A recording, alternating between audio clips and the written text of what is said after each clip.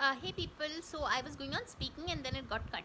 So Ram Prasad ki Thervi, the performances that stood out for me in this film were of Parambrata Chatterjee and Konkona Sen Sharma. They play a couple in this film, and there is there's a whole cast, and it's an ensemble cast really. Ensemble is like a whole the supporting cast is as important as the honestly there are no real main characters as such. This film is, it's like everyone has equal footage, so that's why I even liked Deepika Amman's performance.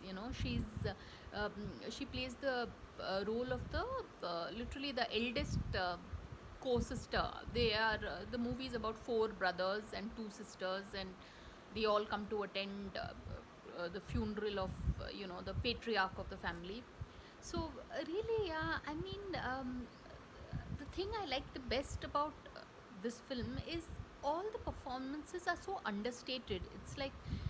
It's like you are just watching the slice of life rather than like some actual acting going on. It's, you feel like you are just watching a real life family conversation play out on screen. So really, people, I can't recommend this film enough. It's called Ram Prasad Ki Thervi, and it's a film that will remind you of those long lost days of the 80s because it is so beautiful.